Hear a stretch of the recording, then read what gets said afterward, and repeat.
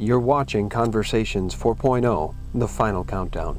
The Federal Reserve's announcement of QE2 is reverberating around the world, and the news is not good for Americans or our way of life. But in these dire times, I'm reminded of the brilliant comedian Bill Hicks, who said, "This is just a ride, and we have a choice between fear and love." And as Cliff High has pointed out, when the final collapse arrives and we are officially broke, remember, this is just an abstract concept, a concept imposed upon us by the corrupt banking system and the oligarchy who has benefited from it. The United States has all of the resources it will ever need right now to feed, clothe, and house every one of its citizens. So, we have a choice, the choice between fear and love.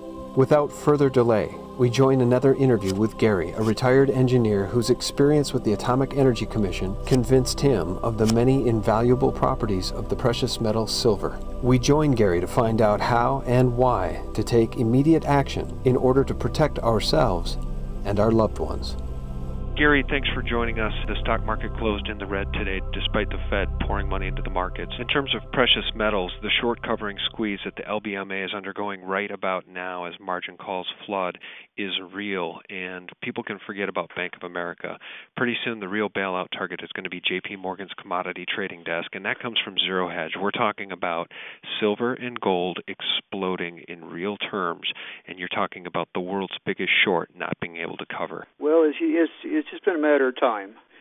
We knew it was coming, and we knew that when something happens, I live in the Middle West, and in the Middle West we're known for tornadoes, and a tornado doesn't just come on slowly and go away slowly. It just hits you suddenly and goes away suddenly. And I see this as a tornado. When it happened, it was going to be a digital function.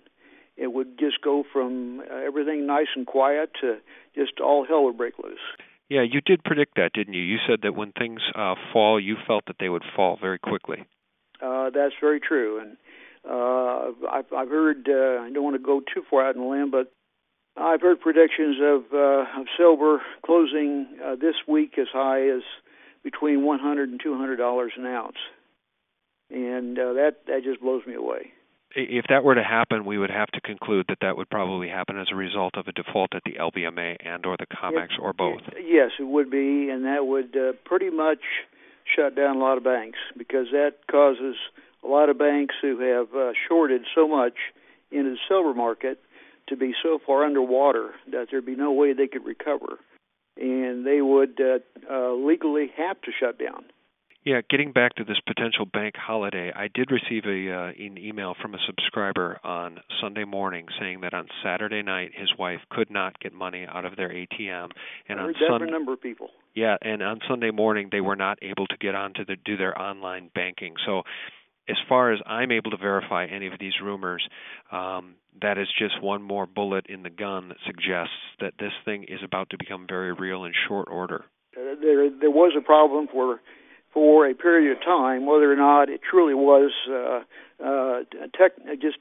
technical glitches, as you saw on a number of websites that you would go to Bank of America or JP Morgan or whatever, where they would have a notice posted on the screen saying, we're sorry, we're down for maintenance, try back later. To have 4 or 5 of those all together. Well, that adds up to a cover story, yeah. The chances of having 4 or 5 major banks all having technical problems at the same time or going down for maintenance at the same time is just impossible. Yes, and that would be the cover story we would expect to see. And my feeling is that even if this thing starts to unravel slowly, what is definitely going to happen and what is baked into the cake, thanks to the Fed's completely irresponsible and some would say insane actions with QE2, is that the commodity inflation that we're seeing in commodities markets is going to hit the grocery stores soon. That's very true. And so silver was cheap at $14 a year ago. Food is cheap today compared to where it's going to be 3 months, 6 months, 9 months down the road.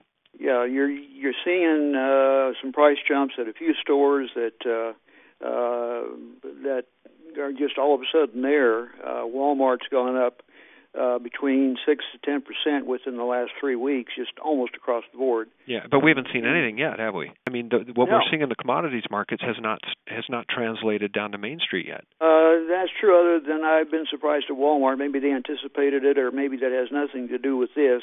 They just see it as an opportunity. Their business is good anyway, so they saw it as an opportunity that they could raise prices and get away with it. Yeah, and in fact, I was out grocery shopping yesterday with this in mind, and noticing, number one, the store was not packed. Number two, people were not panicking. Three, I ran into somebody I know and mentioned this to them, and they said, "Gee, we don't know anything about it."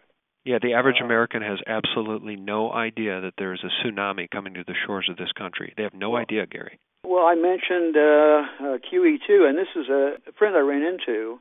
Has a master's degree, was a high school principal for many years, very educated man.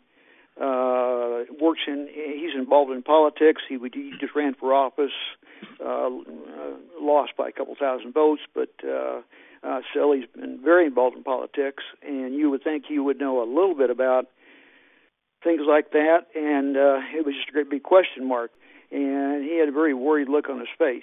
Gary, let's get back to that prediction, the $100 to $200 an ounce silver, and the reason I want to go back to that is not because I want to cause euphoria or panic buying in the silver market. I want to get back to it because I think it is actually realistic.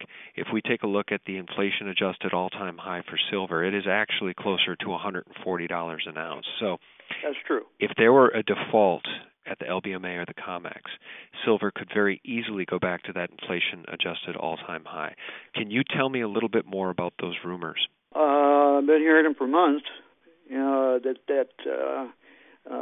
That the amount of silver that the LBMA, everything from Fort Knox to the vaults of J.P. Morgan and so forth, that first-person accounts of people going in there and either finding a small percentage of the gold that's supposed to be there, or in a couple of cases finding markers that say gold temporarily out for cleaning or something really stupid like that. Thanks for watching Conversations 4.0 Part 1. Click here for Part 2.